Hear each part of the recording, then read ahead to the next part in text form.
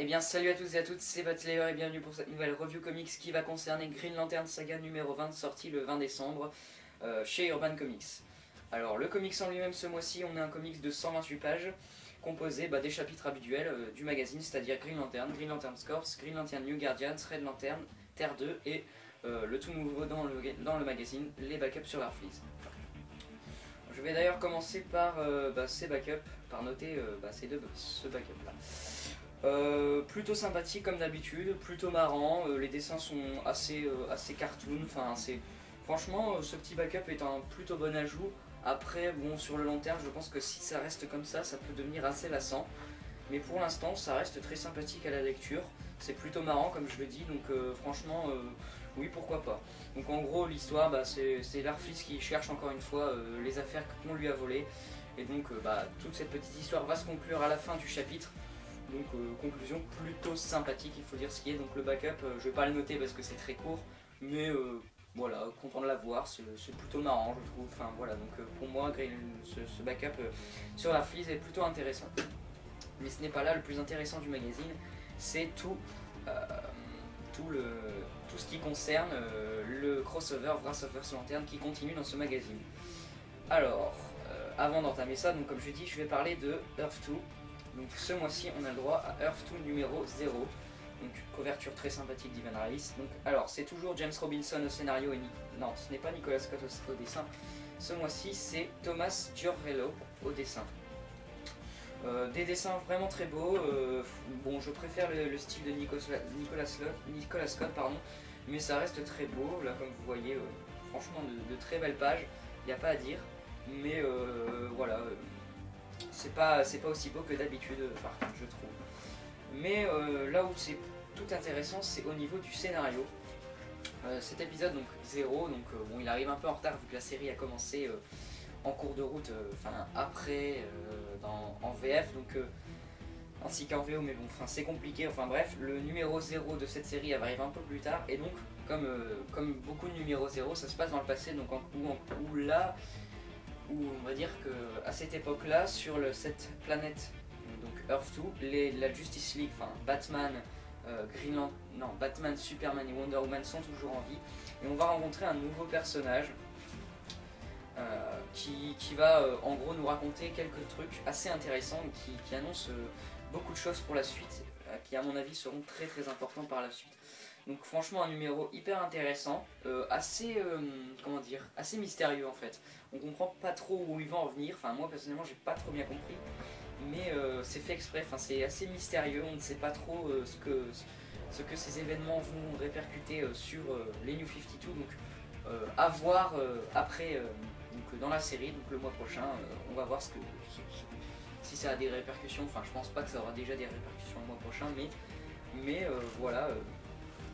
Ça reste hyper intéressant comme numéro, puis les dessins sont vraiment très beaux, comme vous voyez ici, très très belle planche. Donc voilà, je vais donner ma note. Donc pour moi ce Earth 2 numéro 0 ça sera un bon 3,5 sur 5, parce qu'il n'est pas parfait, les dessins sont pas magnifiques, mais ça reste hyper intéressant au niveau du scénario, donc voilà, 3,5 sur 5.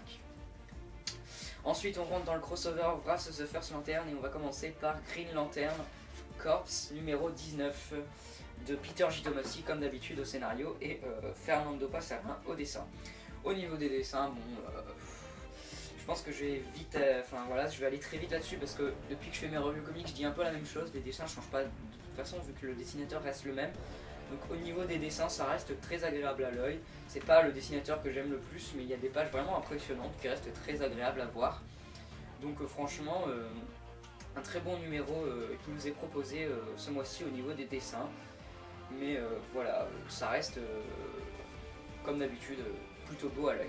Au niveau du pitch de ce numéro, c'est en gros Mogo, donc une espèce d'entité planétaire qui va aider le Green Lantern Corps à se relever des événements qu'a fait Voltoon, donc c'est-à-dire à faire altérer la réalité de leur vie.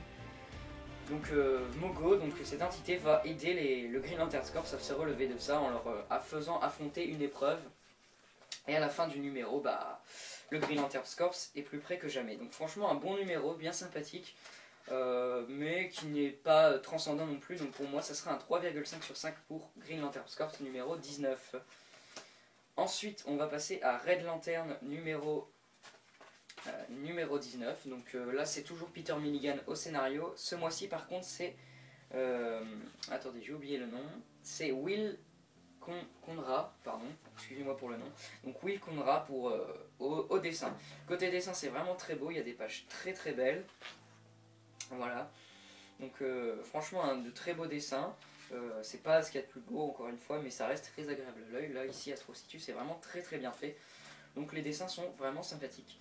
Concernant le scénario, donc c'est Atrocitus qui a demandé à tous les Red Lantern de le tuer parce qu'il a, en quelque sorte, on va dire que suite à la proposition de Volthoom de laisser vivre sa planète, il l'a refusé, enfin les habitants de sa planète, pardon, il a refusé parce que dans cette réalité, il est un tyran. Donc voilà, et donc il dit que en gros, c'est à cause de lui si les habitants de sa planète, donc Ryut, je crois, ne sont plus en vie. Voilà un peu pourquoi. Donc en gros, tous les Red Lantern vont s'affronter contre Atrocitus. Mais bon, vous vous doutez bien que Atrocitus ne va pas mourir, mais vous verrez bien par vous-même. En tout cas, c'était un bon numéro, bien dessiné et bien écrit par Peter Milligan. Donc franchement, moi, ce sera aussi un 3,5 sur 5 pour ce Red Lantern, pardon.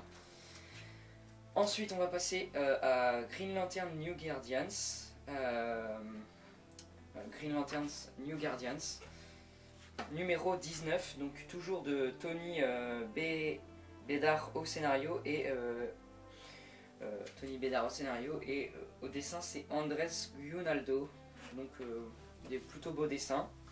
Mais c'est toujours pas trop mon truc, donc pour moi c'est un peu le point noir du numéro. Donc vous voyez, voilà, c'est pas si classe que ça. Donc voilà, bon, des dessins qui restent quand même agréables à l'œil, mais qui sont loin d'être parfaits.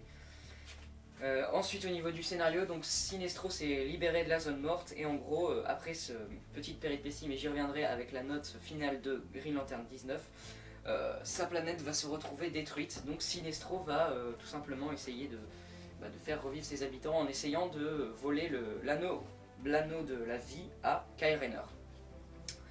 Donc un numéro très sympathique, franchement j'ai beaucoup aimé, ça faisait assez longtemps que j'avais pas pris autant mon pied sur Green Lantern New Guardians. Donc pour moi ça sera aussi un bon 3,5 sur 5 pour ce numéro de Green Lantern New Guardians.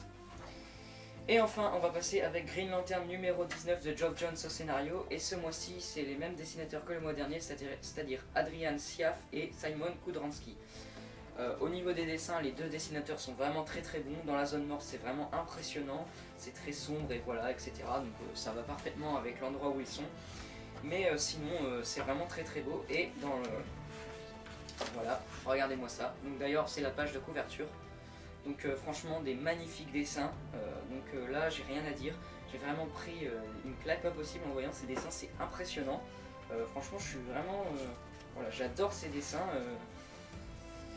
Donc voilà. Et au niveau du scénario, donc comme je l'ai dit, c'est en fait, comment s'appelle-t-il, Sinestro qui s'échappe de la zone morte et qui veut en gros retrouver le premier lanterne afin de l'affronter tout simplement. Pour ce faire, il va retourner sur sa planète natale et il va essayer de, en quelque sorte, les rallier à ses troupes. Sauf que Volthoom va apparaître et de fil en aiguille, il va en venir à détruire la planète de Sinestro. Et après ça, Volthoom se retrouve complètement chargé, c'est-à-dire qu'il a le potentiel pour faire ce qu'il voulait. Donc voilà, comme je vous le dis, donc franchement un numéro génialissime, très bien écrit, qui nous fait voilà, monter qui nous donne envie d'avoir la suite. Donc franchement j'ai très hâte d'être le mois prochain. Enfin, je suis très impatient d'être le mois prochain pour avoir la suite donc avec ce Green Lantern numéro 20 de 64 pages. Donc ça promet que du bon. Et vous voyez, franchement, c'est pareil, hein, les dessins sont vraiment magnifiques. Donc là-dessus, j'ai rien à dire. Et au niveau du scénario, donc ça y est, Volthoom est à pleine puissance, Sinestro est désabusé.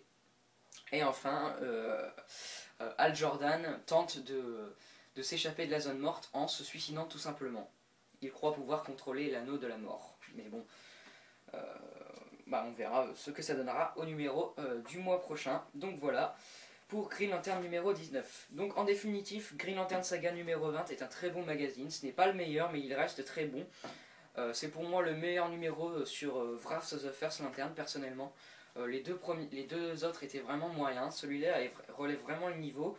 On a un total voilà, de bonnes séries. J'ai oublié de donner ma note pour Green Lantern 19, pardon. Ça sera un 4 sur 5.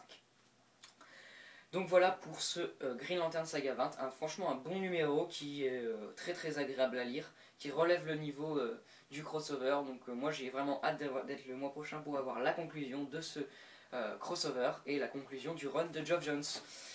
Donc écoutez, moi c'est tout ce que j'ai à dire. Green Lantern Saga 20, un bon kiosque, bien sympathique. Moi je vous dis à la prochaine pour la review soit de Batman Saga, soit de Justice League Saga.